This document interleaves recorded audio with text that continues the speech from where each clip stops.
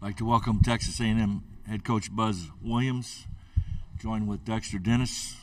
Julius Marble is on his way. We'll take questions at this time. Please raise your hand. If you have a question, we'll have a microphone holder to you. On the aisle, please.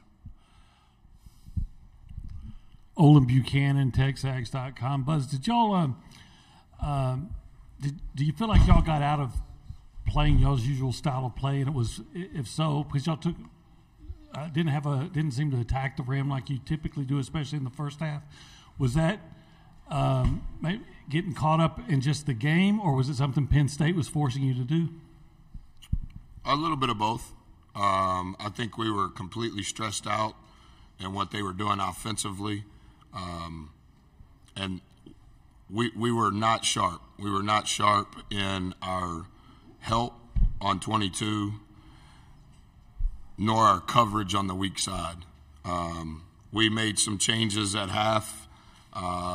At times it was okay. They are a good defensive team in regards to not fouling, not allowing you to get to the paint. But I think the problem tonight, as much as we could have been better offensively, we played with too high of a turnover rate, but our problem was defensively. I have a question in the front on the aisle. Go ahead, sir. Hey, Dexter, Travis Brown of the Bryan College Station Eagle. Dexter, how tough of a guard was first Pickett with the strength he had down low, and then the Funk on the outside with the kind of shooting night he had? Pretty much just what Coach said. Like I said yesterday, they're pretty comfortable with what they do. I think that showed tonight. I think they just took advantage of us in a lot of situations, had us rotating a lot pretty much the whole game. So that was pretty much it. Other questions for Coach or student-athlete here? Front row. Buzz, you've been around a while. You've seen a lot of different kinds of offenses. Have you ever seen anything like Penn State's offense in college basketball? I think Coach does a great job in how 22 is utilized. He has the highest usage rate of any player we've played this year. And I think as talented as 22 is, his best talent is he makes a decision immediately relative to how you are going to defend him. And so that makes the other four players that are on the floor with him even better because he is an elite-level passer that when your rotation happens, whatever you're going to do, the decision is happening now. And I think that that's why their basket assist rate is so high. And I also think because they play with the floor spread so much, 22s with the ball, they play with a low turnover rate. And then as soon as you make your decision on how you're going to help, it's going to lead to an immediate three or a one more. And too oftentimes, particularly with 10, our help was not distinct, and the other three in the rotation, their help in that coverage was not towards the shooters. It was towards watching the ball. Go with the mic. Yeah. The challenge for a bunch of players who've never seen this must be crazy, and you've got one shot to get it right, and if you don't. Yeah, it is a unique style in regards to the decision is coming from a player, and stereotypically speaking, that decision is coming in the middle of the floor. And so no matter what you're doing, whether it's zone, whether you're switching, whether you're not switching, they're going to get the matchup that they want on 22. And then if you don't help, then he's going to play in the middle of the floor with the ball. If you do help, the ball is immediately going towards where you have one less guy. And they did that extremely well tonight. On the aisle. Brent Zwerneman, Eastern Chronicle. Buzz, could you sum up the season, getting the Aggies back into the NCAA tournament first time in 5 years? Well, I just told the group I'm really bad at beginnings, and I'm even worse at endings. And I probably should grow up and be a little more mature in planning that better. I just don't like to pre-plan what am I going to say if it goes bad. I want to keep playing. And as yucky as this game was, I think we will look back at what's transpired over the last 75 days with great memories. And I think that it speaks to who these guys are. I think it speaks to their parents. As you know, 6-5, December the 20th, and 120th in the net, 2 quad 4 losses. What has transpired since then has been so good. And I think as time goes, we'll look back at all of that. It's just emotional to get to this stage, play in the championship game for the second year, hurry up and come to Des Moines, play a very unique offense. They played incredibly well. We played incredibly poor. And as frustrating as that is, I get it.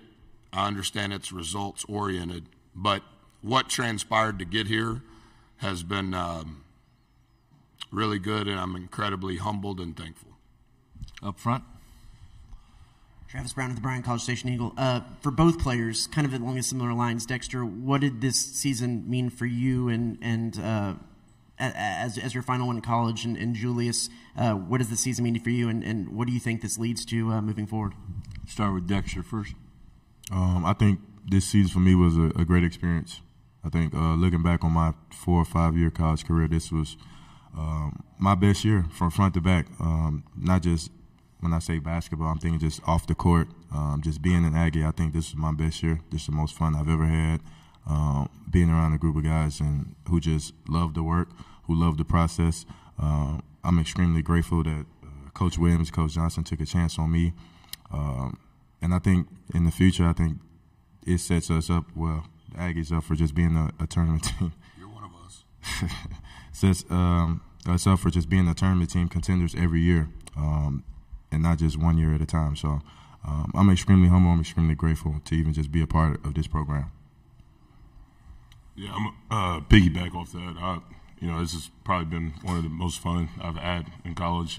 This team was just really special, and we're all really close. And you hate to see it end like this, but I learned a lot from all the guys here and the coaches. And I'm glad that they came down and recruited me and took me away from Michigan and took me back home, and I was able to share this journey with them. I have time for 2 more questions. Yes, sir. Kirk Bowles from the Austin American-Statesman. Buzz, everybody said you guys were underseeded. How underseeded is Penn State? Have you seen a 10 seed any better than this? I don't think that in my career that was I haven't looked it up, so if I'm speaking out of turn, it's not my intent. That was our 9th time in the tournament. I don't think that we've ever been a 7, so we've never played a 10. And I know I mentioned it on Sunday night and Monday morning. I think our body of work, you could argue maybe should have been better than a 7.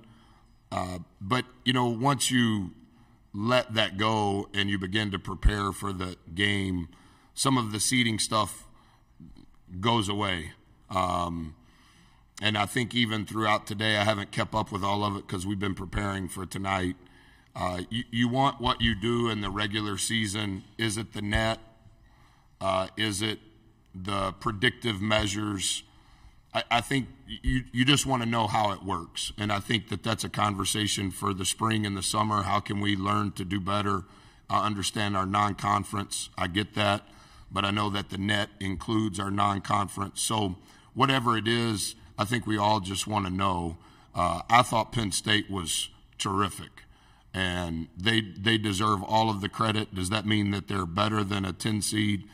That's hard for me to know because I've just studied them. They had won 8 out of their last 10. I think they won 3 in a row on the road.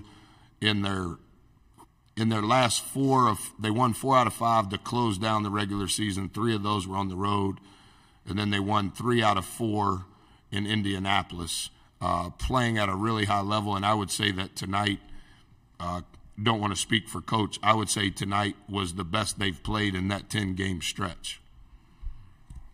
Time for one final question, if there is any. Okay. Yeah, Buzz, before the game, earlier this week, you had acknowledged that Penn State was one of the better three-point shooting teams in the country. Was it alarming to you at all there at halftime that y'all had taken more three-point attempts than they had?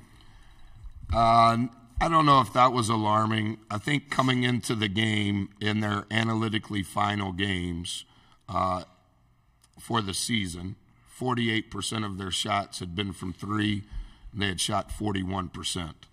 I would say that tonight was the best they had shot it from three, and they shot 22 out of 56 from three. I don't know when tonight's game would have been analytically final, but they probably shot a lower volume than normal, but at a much higher percentage than normal. Thank you very much, Coach. Thank you. Student athletes.